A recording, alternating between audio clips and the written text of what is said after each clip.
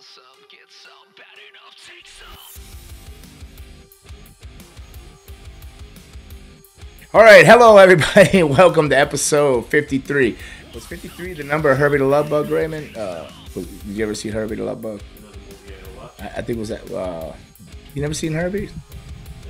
The Volkswagen Rabbit? Yeah, not Rabbit, but the Volkswagen Beetle that raced the Love Bug. No. I think it was 53. It could have been 52. He might have been 52, but I thought he was 53. I don't know. So anybody out there listening, if you know what the number of that Herbie's number was, I think it was 53. But it could have been 52, but I believe it might have been 53. Gosh, now I gotta look that up. You should be Googling that right now because I'm gonna go crazy, Raymond. Welcome to episode 53 of Fang and the Banger with Gangrel. Just Gangrel and Raymond over in the dark corner over there.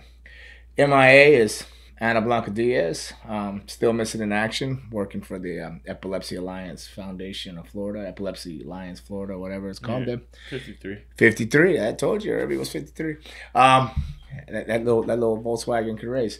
But yeah, so and Raymond, I want to start out. I want to say thank you for coming out this past weekend and filming the WWOFL event that Anna hosted and stuff. We were out there at the Miami Brewery in 100 degree. I'm not going to use the words of Frankie Ciazzo, what kind of hot he called it, but he said it's as hot as a wolf's pee **Y, whatever.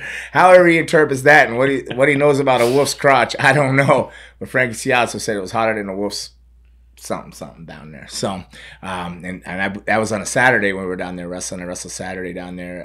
The Miami Bruin was for CCW. It's a fun show. Man, who did I wrestle?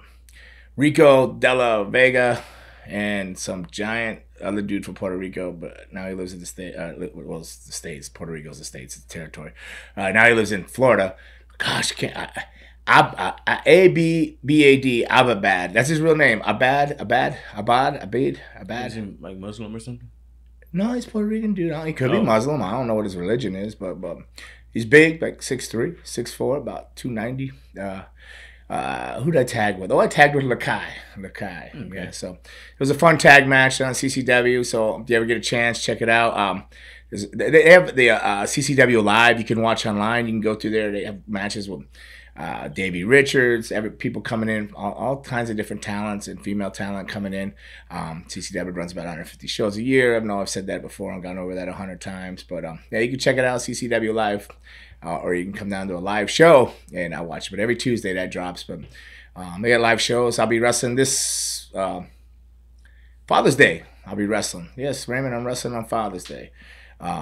You'll be celebrating June. What is it? Juneteenth. Juneteenth. There you go. That's the first. This would be the first holiday for it, right?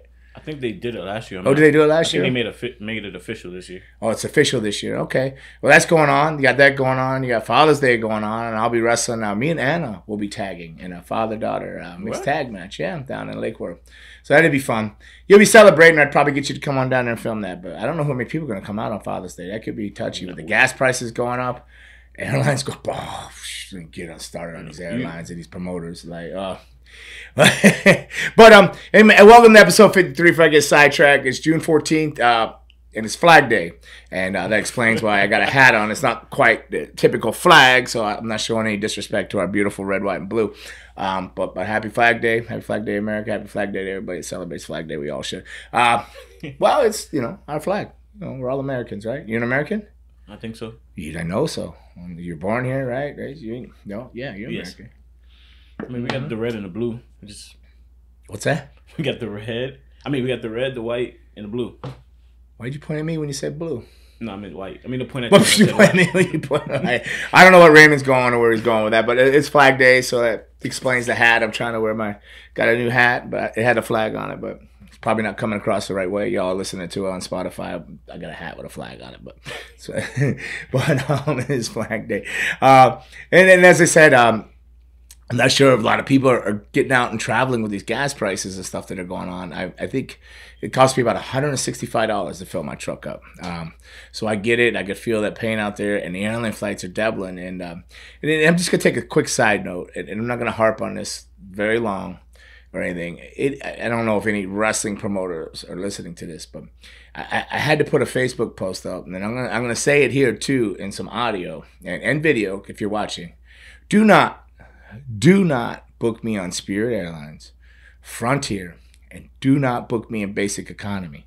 Now, I'm not asking for anything fancy. I'm not asking for a premium seat. I'm just asking for an assigned seat. It could be back of the plane. It just needs to be an assigned window seat or aisle seat, preferably a window, not Basic Economy. And don't argue with me and tell me you booked that seat, and then then you say get mad and say you're going to go back and cancel the flight when it takes just as much effort to cancel the flight as it is to go call the airline out on saying that they didn't give you the seat you booked because you didn't book it. Now, I'm not going to throw the Virginia promoter's name out there, but I will not be there this weekend. So I will be here in South Florida, working for CCW, doing the Father's Day show over there. So it's going to be a fun show. Come check it out. I'm drawing a blank on the time, but I'm sure it's a late afternoon show, probably like 5, 6, or 7. Probably like 5 o'clock or 6 o'clock. But check it out, CCW. You go on their pages and all that. That's where I'm at there, Raymond, this weekend. That explains why I got a Flag Day hat on, and I am all over the place and staying focused and stuff. All right, Raymond. So we covered the fact that it's Flag Day, that I don't get booked in Basic Economy. Please don't book me in Basic Economy because I will not go. And we've covered the rest of CCW this past weekend. We did Anna's event somewhere, WWOFL. Thank you for coming out there and supporting that. Oh, what else, Raymond? You don't realize, and probably nobody really cares, but got it tattooed. You notice that? Yeah. There you go. Yeah. I noticed it Sunday. Yeah. I'm a guy that can't remember dates, so I got 2/2/22. That's get married and some work done there, but I don't think you guys can see it at home. But I'm very excited. I'll be back in probably back at the tattoo studio Friday, finish up a few more things, and then I'll be done for a while. But looking forward to that. So, Raymond, what's going on in the wrestling world? I haven't watched wrestling. Maybe you can lead me and point me in a direction or give me a question or something. What do you got? Well, I mean, just like the forgot the name of that tag already. All right, dude. What do you got? Judgment Day. They're broken up. We got a new leader, Finn Balor. Finn Balor's the new leader of Judgment Day. Well, it was obvious that he would be in Judgment Day. I think we talked about that before. Or not obvious, but pretty easy guess. I don't. They broke up already. Yeah, well, they turned on Edge. They turned on Edge on the day that Finn Balor debuted. I think is that what you're saying? Finn Balor came out part of Judgment Day, and they beat up Edge. Yeah, I mean it's. I don't know. I don't know. Is it something to do because of is it because Cody Rhodes got hurt and they feel like they need a baby face or something, or what? Why do you have is there a reason for this? Do you know? I don't have a backside. I'm not Vince McMahon, or I'm not in the office, and I don't work there, so I couldn't tell you, and I didn't see it. I saw a clip that they turned on him, and I was like, they just did. Finn Balor came over and they just turned on Edge, and Edge just started this group. Like this group hasn't even got momentum. It takes time to build things. It was really cool. I would have been really cool with Edge mentoring these guys and influencing them with his ideas and his old grizzleness and his veteranness and his world of wisdoms. And then they change it suddenly and abrupt like that. I don't know if it's – I don't know. Sometimes you'd be like, oh, wow, Edge got heat or something, but I don't think it's that at all. Seeing that Cody Rhodes is possibly hurt, maybe knowing Vince McMahon – and he's done it before, and he does it a lot. He'll just switch somebody. We need another baby face to carry on in the roster, instead of thinking things through and relying and trusting in younger guys. He might have just went to what he thinks is a for sure thing. Didn't Edge just get a haircut too? Yeah, my only thing is I'm a fan of Finn Balor, but having him as a leader is kind of weird for me. I thought it would have been cool to kind of switch it up and make the Well, maybe none of them the leader. Maybe Bray Wyatt's the leader. Maybe Bray Wyatt's coming back. I keep saying Bray Wyatt's coming back. But I heard the rumors, but I didn't want to. Well, I know a couple podcasts back, or a few months ago, I kept saying, "Oh, he'll be back." It was right before WrestleMania. Yeah, right before or after. But yeah, that's abrupt, kind of strange. Not unusual for Vince McMahon to swerve things and change things really quick like that. Not that I agree, but I'm not there. I'm not working there. I'm not healthy. It's very confusing to me. I don't know, but whatever it is, I'm sure my friend Adam Edge there will land on his feet and make the best of it. Besides, he needed a haircut. He was looking all grizzly with that long hair.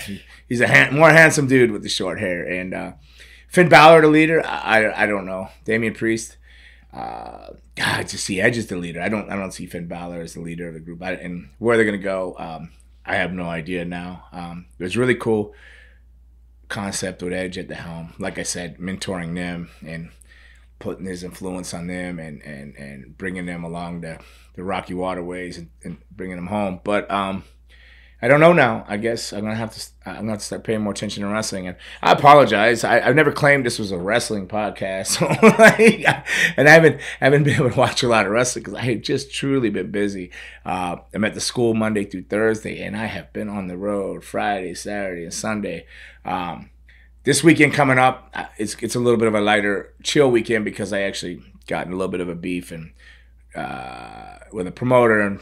You know, I guess you could say I was probably like a prima donna, but I make it clear that like I don't like basically I just need an assigned seat. It's not much I ask for. Like I don't even ask for a deposit.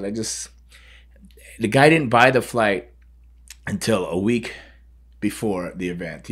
This went down on whatever day I put that post. It went down within the last 5 days, and I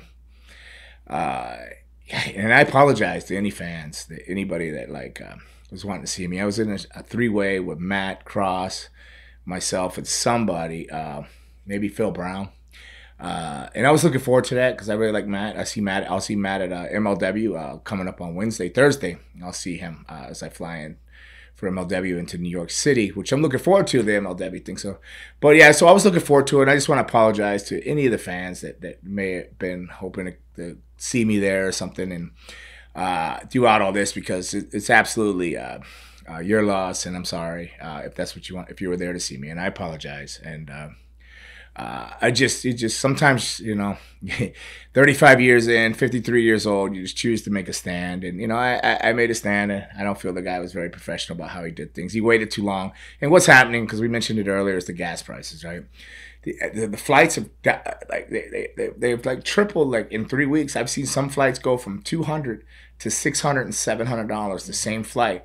As for example, I'm working MLW on. I fly in Wednesday, do Battle Riot. I'm not sure if I'm in Battle Riot or not, but I'm there for the tapings. I'm a producer or an agent, however you want to look at it. Same shit.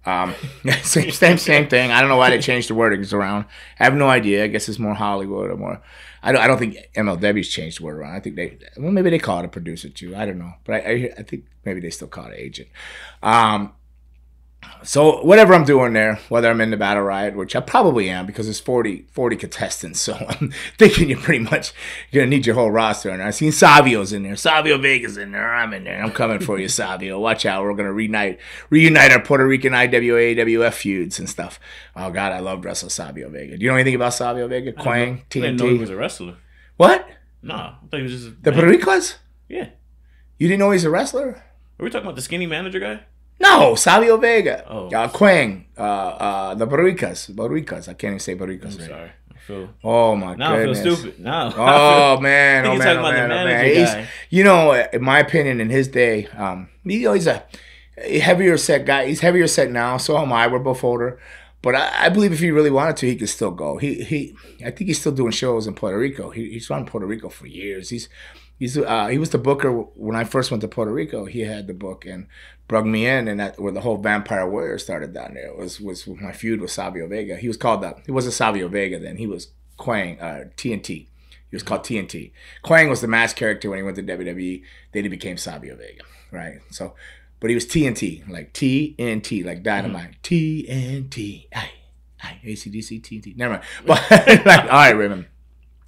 He was TNT, painted his face down there. He's Puerto Rico, raised, bred, still living there. Proud of the island, proud of Puerto Rico.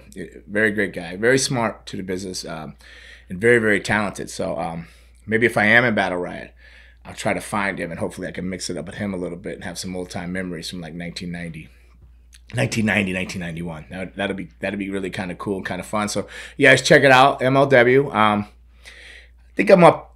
Coming up, I think I'm up this Thursday night. What's today? Today we're filming here. Today's Tuesday. So this Thursday, I believe I might be out there with Strange Sangare, managing Holly Dead with her as she goes for the featherweight title in MLW, the women's featherweight title championship there against Taya Valkyrie. Probably said that name wrong, but Got a good question for you. oh my goodness, you interrupt me on the flow. Now you got a question. Go ahead. That's a good question. Puerto Rico. Mm-hmm. All right, it's a part of the United States. It's a U.S. territory, yes. All right, is it similar to I won't start talking politics. You gotta start talking about how they want their own government and a hurricane. What? Go ahead. Talking about wrestling, like. All right, stick to wrestling. Is it similar to Mexican Trying to get wrestling? used to this hat. You like this hat, Raymond? I don't. You do not like my hat? I like the ones that fold over like that. Oh, you like the brim? Yeah, I never wore a straight bill. This is more like a West Coast style, right? Yeah, West Coast. I'm an East Coast boy, but makes your head look boxy. Boxy? we gonna bend it like that? Yeah. Bend it, like shape it, and make you feel better, Raymond? A little bit. Boxy like Rocky, or just fat and square like Frankenstein boxy? What are you talking about? Oh, I'll let the fans decide. Well, I could take it off if it's bothering you. No, it's not bothering me. Or I could just spin it around, because this is how I mostly wear hats when I wear hats like that anyway. Yeah, that looks cooler. Yeah, I'm always wearing. Now my ears are sticking out like they're really big there. All right, so go. What's your question? Actually, that's more comfortable now. I ain't looking at that. The wrestling style, is it similar to like Latin wrestling, like in Mexico, La Lucha, or is it more American based in Puerto Rico? The wrestling. Puerto Rico's a mixture of everything. It's kind of like MLW is. It's a little bit of everything. Traditionally, it's monsters like Bruiser Brody, Abdullah the Butcher. Those are like big giant monsters would be there, and then you had like Carlito Colon. Then the guys that would be trying to slay the big monsters as they came in and reign terror. So it was Puerto Rico's always a good versus evil type of wrestling. The big monsters usually being evil, big bad guys, lots of blood. Some matches. I don't know today. I haven't been down there. In years, like probably 10 years or 15 years. I haven't been to the island. No. But when I was there in 90, 91, I was back in like 94. I was back in 90. I was there when I went back with WWE. Went back there too. But it's like the wrestling here, but more violent. Like here, you don't. I'm sure it's the same down there. Here, there's like no blood. It's PG, WWE. AEW has blood. They're doing more blood and stuff like that now. But Puerto Rico was just always blood. When I went down there, my history of Puerto Rico, I'll just go into that. Just tell the stories. Just go there. So did I even tell you how I got a job in Puerto Rico? No. Okay. Yeah. Yes and no. Yes and no. All right. So I was wrestling as the Blackhearts, right? I was Blackheart Destruction. We'd been to Calgary, been to All Japan once, and I did another All Japan trip. So 2 All Japan trips, and then we were working for Joe Goodhart, Tri-State Wrestling Alliance, and I had a falling out with my partner in Philadelphia. It turned into a series of things. Basically, I was held and detained for attempted murder. Which what? Yes. But all right, I'm gonna have to tell that too. All right, so this is the demise and the ending of the Blackhearts to become, and this is the new beginning of Lestat, actually, not even the Vampire Warriors. So we were working Joe Goodhart. I knew he was burying me to the All Japan office, which is whatever to him. I don't like when somebody's got to lie about you, but they had asked us to stay in the dojo for a year. They didn't ask me. He was like doing all the liaison and doing all the talking, and he told them I had just gotten married and I didn't want to go. That wasn't the case. I had just separated, and I would have been more than willing to go because they wanted to put the all Asian straps on us. But we had to spend a year in the dojo, which to me would have been fine because I loved wrestling. I trained. I would go all the way to Tampa and train with Carl Gotch's son-in-law on Sunday. So I trained Monday through Thursday here in South Florida. Then I would go Saturday and Sunday and train. Saturday I would train with Boris Malenko, and then Sunday would train with Gotch's son-in-law and for the shoot wrestling. But I ended up going to Calgary, and then I retrained in the dungeon and on to All Japan from there. So me and my partner, I knew about this because people told me, wrestling, you can't keep a secret.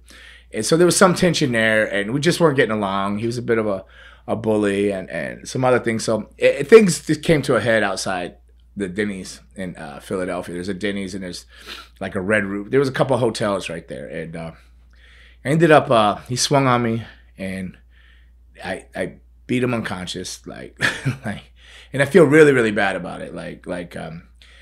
I remember Luna diving across him and said, "You're gonna kill him. You're gonna kill him." And I stopped because I didn't want to hit her. And the police came, and they came over and said, "Hey, what happened here?" And I said, "I hit him." And he goes, "You hit him once?" I go, "Yeah, no, I don't know." We'll turn around. They handcuffed me, Indian style, sat me down. And then they went over there to try to get him conscious and talk to him while the ambulances were there and stuff. And long story short, they came back and said, is this guy on drugs or drinking? I said, no. But it turned out he was such a jerk to the police. The police told me, just go back to your hotel room and stay there. Don't come out. Don't ever come back to Philadelphia. And this guy, he's either got to go to the hospital, jail, or the airport. They gave him a choice because he was just that much of a jerk that night for whatever reasons. There's a lot more reasons. There's some I could say, but like, just could keep it short and just say whatever. He was a super jerk to the police officers too, which kept me from a lot of serious trouble, because nowadays, if you hit somebody one time, imagine you beat them unconscious, like, and you keep beating on them. And like, so the next day, came to the airport, Kevin Sullivan said, what did you beat him with? A hammer? And I'm like, no. And I said, what are you talking about? And then I seen him, and you ever seen The Elephant Man? Rocky, that movie, not the Rocky, whatever. He was so purple, blue, and black, like I couldn't even see his eyes. I just went in the bathroom and puked.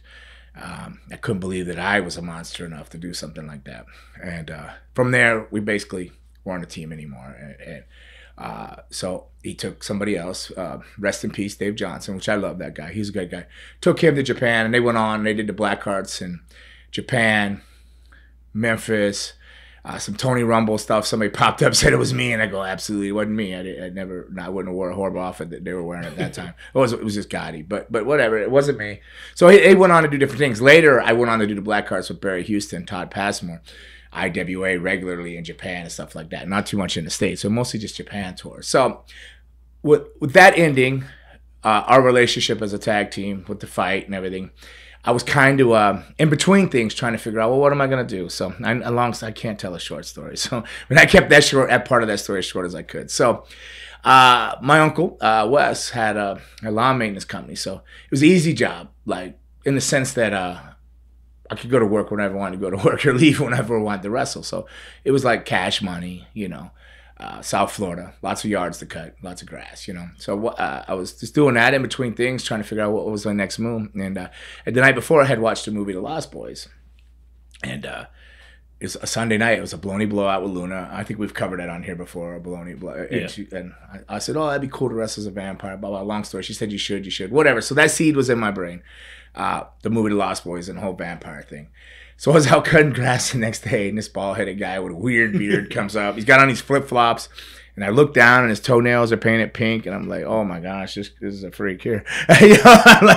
He goes, hey, man, you look like a wrestler. And by the looks of him, I was like, he was a wrestler. Only a wrestler would have pink toenails, this bald head with gaff marks on his head. What I mean by gaff marks, deep razor cuts, like from the years of blading, the years of wrestling in Puerto Rico, violent territory. And I said, yeah, I wrestle. Yeah, I put my chest out, got all really proud and stuff like that. That somebody thought I was a wrestler. And because I was still very young. I don't even know if I was 20 yet. Might have been 20 or just turned 20. But I had already been to Japan a couple times, Calgary. So, I had some things under my belt, but life is funny, man. It spins you in certain directions. And just trying to figure out, a character or anything. And he goes, I helped book in Puerto Rico or blah, blah, blah. Long story short, he asked if that I wrestled and everything. And I just said, yeah. Then he asked me, well, what's your character? And I was thinking, oh no, this is Puerto Rico. Monsters, tough guy. I wrestle as a vampire. And he goes, oh really? He was intrigued. Got any pictures? And I was like, yeah. And he goes, really? I said, but I can't get them to you till tomorrow morning. And he's like, okay, yeah. And, he lived in that area, or that apartment complex that I was cutting the grass at or whatever. So I ran home and I told Luna, I met this guy, Barabbas. And she goes, oh, yeah, I know Barabbas. I know of Barabbas, And I go, so he's legit? She goes, yeah. He's down in the Puerto Rican office or something down there. So they were just getting ready to open up the first company opposite of Carlos Colon's company, because the Bruiser Brody stabbing happened and the death of Bruiser Brody. So a lot of these guys, they want to still work for that company because of, the dark history behind it and that. So that's all very fresh. So they opened an opposition. There's never been an opposition. So they just opened up, and these were their first shows. So I said that, Yeah, he asked about this, but I told him I was a vampire. So I don't have any vampire things or anything. So I ran out in a panic this night because we had to get pictures done by then. So I took Lee press-on nails. You know what Lee press-on nails are? You know, you take them and you just fit them to your fingers. So I took the Lee press-on nails to see which one would fit on my teeth right here and then right there, right? So I took them. Those fit. So I cut a point to them. And then I painted them like same like off-white as my teeth. Painted them and then I super glued them on. So I super glued them on. So this explains why I have a lot of brain damage because I did that for like, I super glued them on. Turns out I was super gluing those teeth on and inhaling super glue fumes from 90 to well into like 94 or 5 when I got fangs bonded in permanently. So it was a lot of years of wrestling almost every night huffing super glue. Not intentionally. How'd you get them off? I just they go pry them off. You know, probably was ruining the enamel of my teeth or something, and frying my brain cells on super glue. I'm not a kids. I mean, put this clear. I wasn't huffing glue. Okay, I was just stupid, and I glued my fangs on like that. So I paint these Lee press-on nails and I glue them on, which I do not recommend anybody to do. But I survived it. I think maybe I don't know. You tell me as you listen to how I talk all the time. So I glued them on. I painted them. I glued them on so they were pointy and they stood out like fangs. And then I had a mohawk at the time, kind of like a more of a skullet, but I called it a mohawk. So Luna helped me stand it straight up. So I had a tall, like a mohawk type of thing there, blonde hair. Then I went and I wore like long tights and everything. So I wanted to do something totally different than the Blackheart character. So she had a pair of Dick Slater's, the Rebel or Mr. Unpredictable Dick Slater. You know who that is? Yeah. The wrestler, right? So, which was a tremendous wrestler. And was a fan of him. So like, oh sure, I threw his trunks on. So I had some trunks, just trunks. I never done that before. Just knee pads and trunks, and then I took the Blackheart robe I wore and kind of cut it up, made it like a shoulder throw shawl, kind of witchy looking. And then I threw some fingernail polish on, and I took some pictures. Like, boom, voila! In an hour, I was a vampire. So I took these pictures, went to the overnight, thing where they print them up right then and there, the hour photos or whatever back in the day, and got them. Took him over to the guy the next day. He goes, "Oh, yeah, cool." But you have to fill your character name and everything in and stuff. So I didn't know what to call myself. So I just went. Anne Rice interviewed a vampire. The vampire's name was Lestat.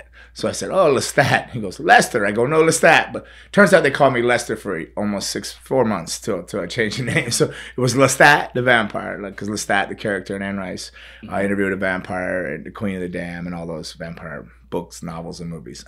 Which very cool. Queen of the Dam's my favorite. If you ever watch it, Aaliyah. Yeah. Woo. Good God. Drink some coffee, Aaliyah. Here you go. This guy. Rest in peace. Rest in power, mama. So he's like, so we got to fill it out. And he was there as I was filling it out. He goes, you got to put your height. And so I put 6'2". He goes, no. Like, good thing I have more than one thing. So he goes, I think he told me to put like 6'3" or 6'4", whatever it was. It wasn't my height. It was a lot taller than me.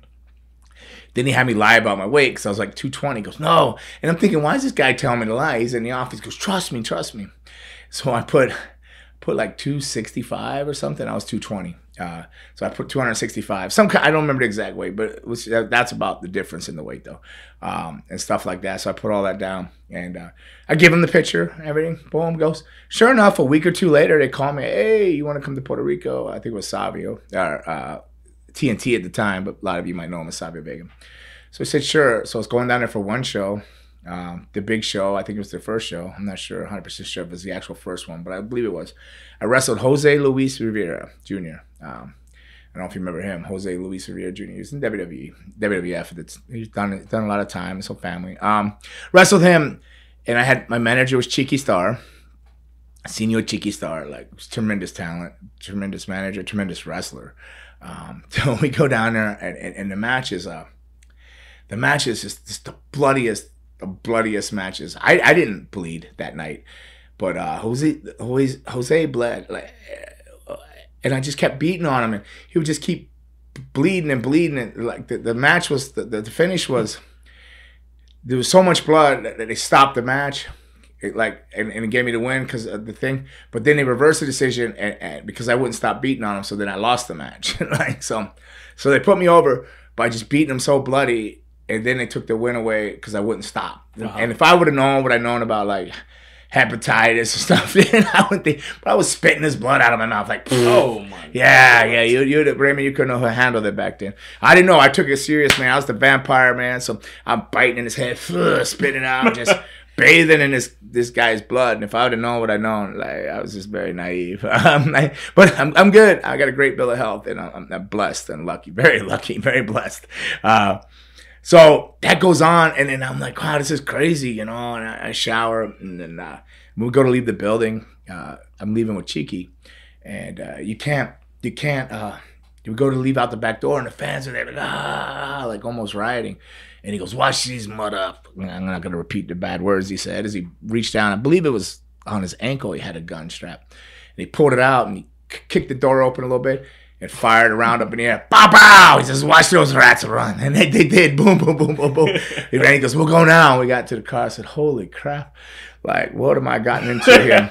In Calgary, they rocked the car and stuff, but it was like really pretty girls, and they would just take their tops off and put their boobs against the windows. Puerto Rico, they just wanted to murder you. They were like, we'll kill you. Tiamato. Wild West. It was just they believed, which is great. That's what's missing in wrestling: believability and mystery and magic. So we get to the car, we leave, and then they send word that I was off the next day, but my flight didn't leave till Monday, I believe it was. So this was a Saturday. They asked me, did I want to come to the office on Sunday to talk, and I'm like, uh-oh. Like, I don't know. This is like Bruno. This is where Bruiser Brody, the issue happened where he was murdered, and not this company, but this company split because of that. But people were telling me, older guys, don't go to Puerto Rico. Don't go down there. A lot of people were in protest. So I was like one of the guys that broke that wall and went, early. But it was for a different company. But so a little nervous when I tell you to come to the office. You're like, oh crap. So I get in there, and there was TNT Savio sitting there with that picture. That 8x10, like it says so 6'3", 4", or whatever it said. Maybe it was like 6'3". He was looking at me up and down because obviously I'm only 6'2", barely. And I go, oh, the Mohawk. I counted the Mohawk. He's like, he looked at me and he says, what? You have AIDS? I said, because the weight I put. 265, and I was like 220. I said, I've been dieting for this trip. He just laughed. He goes, you goony goo goo mother, you want a job? I go, yeah, you start tomorrow. Tomorrow? Yes. Good? Yeah, good. I didn't go home for a year. I stayed down there. I never went home.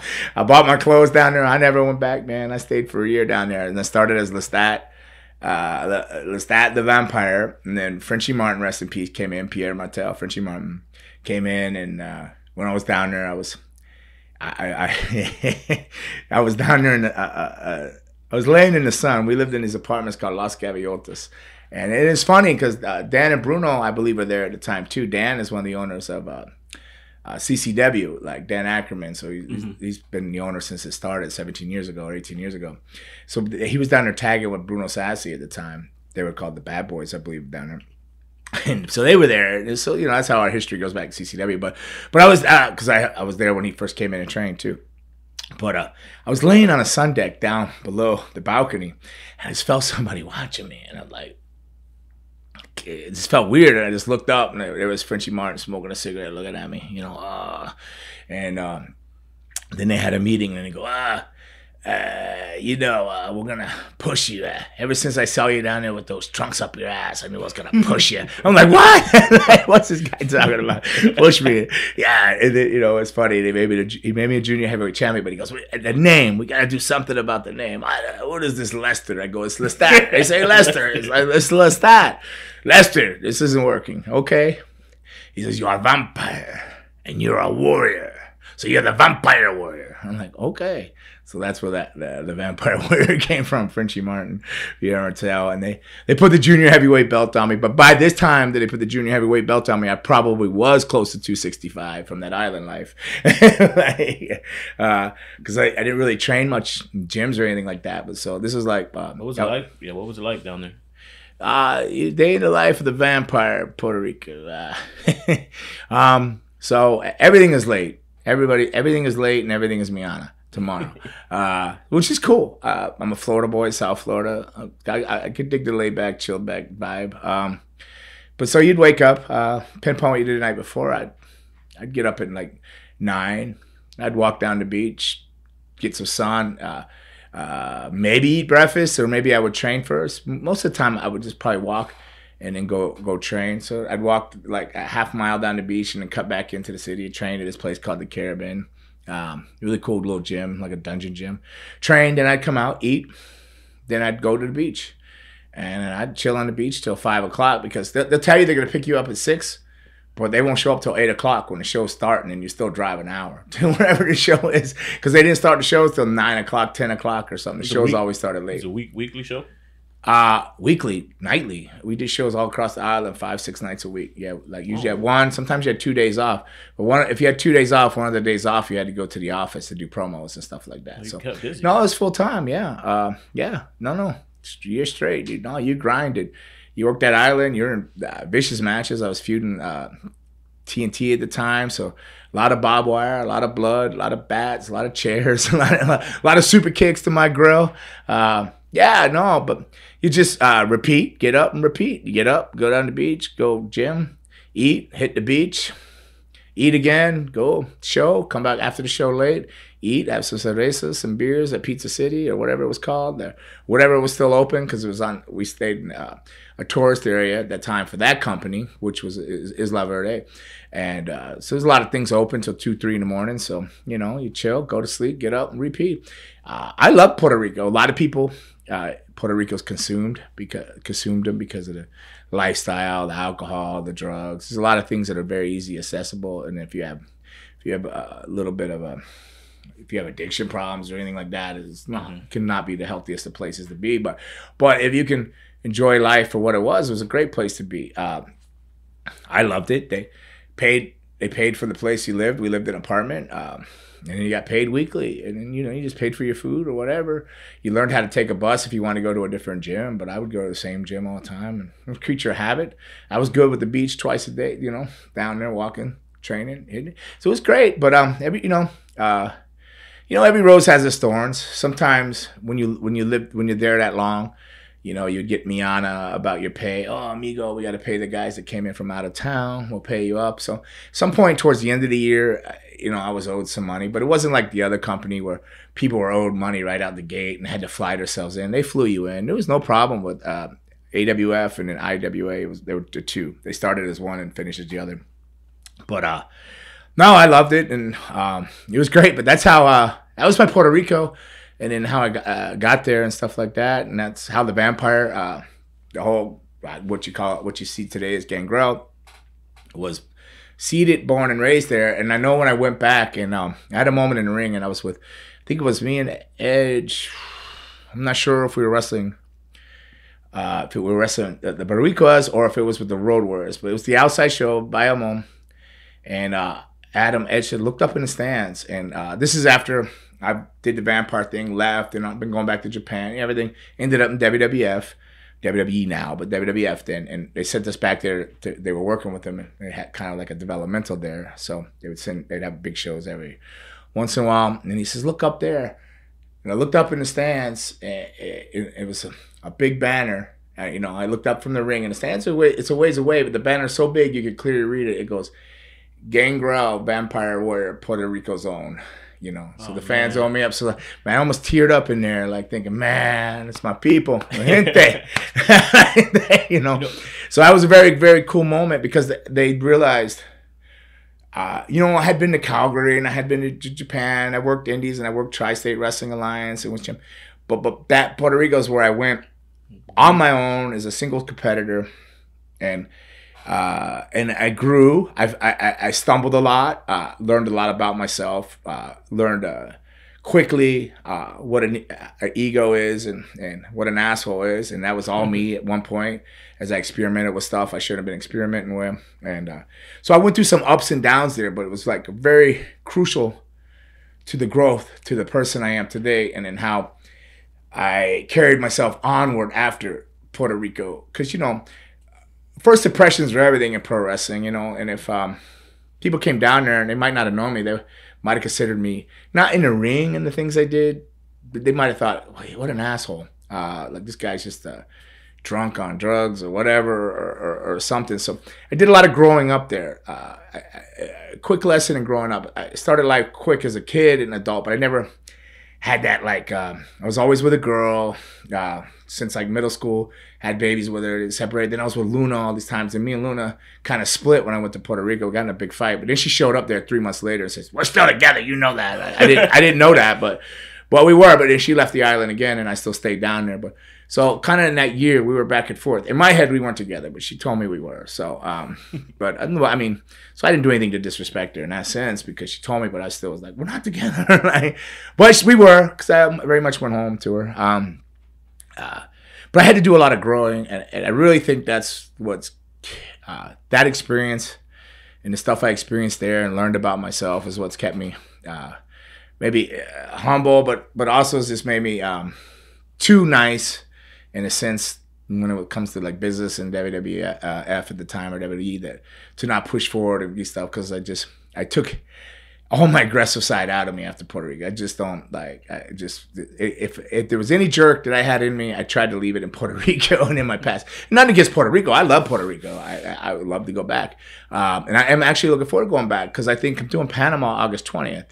I'm going to Panama for a company, and they had the sister companies in Puerto Rico. So then they said after this trip, when I'm over in Panama August 20th, or 19th, August 19th, I believe, we're gonna talk business about coming in and out of Puerto Rico and Panama, doing multiple trips. So I might be frequenting both places a lot more coming up in the next year or so. So I'm looking forward to that. So I'm looking forward if I get back to Puerto Rico and everything else. But, you know. My biggest take from all of this is something you actually taught us in practice. Because you obviously teach us more stuff than just in-ring stuff. It's a lot of mental stuff. I don't know if you noticed that. And you always said, don't trick yourself. And don't talk yourself out of an opportunity. Don't tell somebody you don't know how to do something. Tell them yes, and then learn how to do it. Learn how to do it before the opportunity comes up. That's just life. Fake it till you make it. And that's sad with me. And I'm like, I always thought the opposite. Like, be honest, upfront, let them. But when you said that, I was like, don't trick yourself. You pressured that. Don't trick yourself and don't talk yourself out of an opportunity.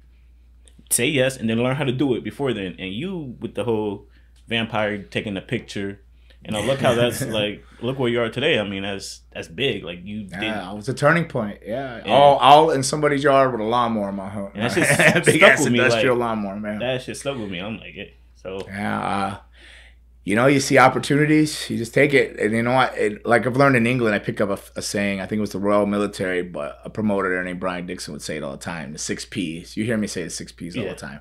Proper planning prevents piss poor performance, right? So you always got to stay ready. Professional wrestling is 360 something days a year. There's no off season.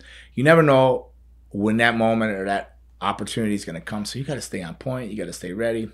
And you also got to be prepared to fake it till you can make it too, you know. Don't, like you said, don't, like you said, I said, but I probably use those words. Don't trick yourself into not thinking you can't do something. You got to believe you can do it. And if you don't believe in yourself, nobody else is going to believe in you. If you don't invest in yourself, nobody else is going to want to invest in you. So those are the things. I learned a lot of lessons in Puerto Rico, but mostly how to be a better human being, like, because I had to go through some shit. I had to go through that. At ego, like, oh, I'm a wrestler. Like it was the first time I did anything on my own, not in like somebody right there beside me directed me. It was my choices, my decisions. Like it wasn't a tag team decision. It wasn't Luna's decision. It's like, hey, this is my decision. This is my mistake, and this is my lesson. So I had to do that. I needed that. I realized that. Maybe I didn't realize it then in life, but I do realize it very much today. That it was a very crucial time in my life to shaping and becoming who I am, you know, and finding myself.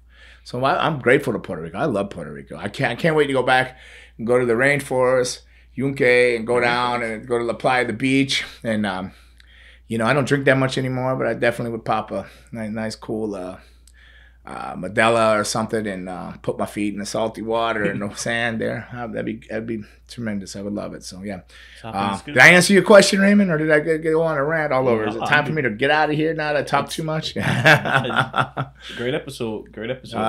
Yeah. So yeah, Puerto Rico, man. I love Puerto Rico. Just I love it. But yeah, I have a lot. I left a lot of demons there. They're probably like haunting that island with chains, banging. Waiting for you to come back. Looks like it might be. If Panama goes good, August 19th down there, Watson and all that company down there. I think it's ACI. I'm not forget what it's called, but too many chair shots, too many super glued teeth, too many fangs being super glued in his brain. So again, I am not promoting super gluing fangs in your mouth, but it did work for me. But I do not huff super glue, even though I would put that in. I could feel my nostrils burning all the way up into my brain, like up into my sinus cavity, like because you know that super glue is just like I am sure that I fried some brain cells. I don't know how I didn't, but please don't do that at home. Please don't say that I am not encouraging that in any way. I'm just telling you how I did my fangs, and then I ended up having to do that every night of the week. You know, sometimes they would never break; they would bend. You know, I have a bent fang, I straighten it back out. That's another thing you taught us in practice.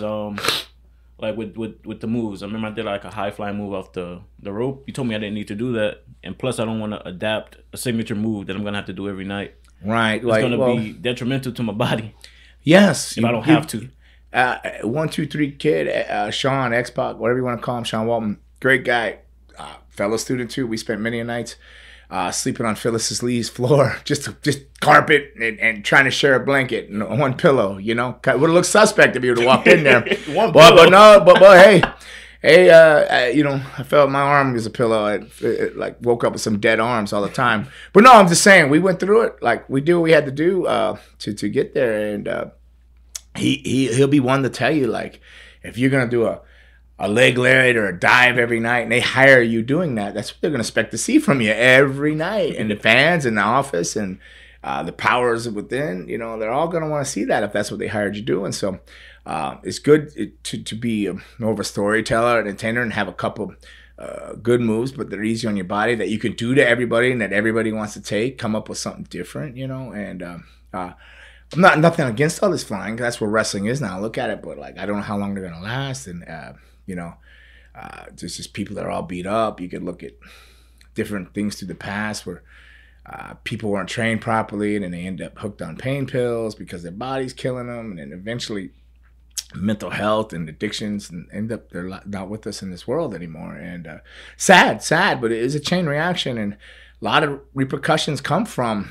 not being trained right or not taking a better path or like giving yourself an opportunity to learn a little bit better so you could take a wiser path for your body and your future. You know, the difference between me and the students in there is I've been wrestling 35 years and I can still go in there and bump every night at flat, and I'll bump on the floor. It doesn't hurt because I didn't change how I was bumped, but I learned how to do it correctly out the gate. You know, I was trained properly, and then I try to give that back. Longevity with foundations and proper bumps and rolls and stuff like that. So I don't know, Raymond.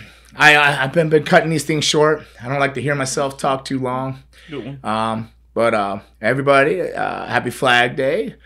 So episode 53 of Fang and a Bang with me, Gangrel, and the ghost of Ana Blanca Diaz, and Raymond over there in the corner who refuses to be seen for some reason, but whatever. We're good. So want some? Get some. Bad enough? Take some. Yeah. Puerto Rico. Can't wait to get back down there.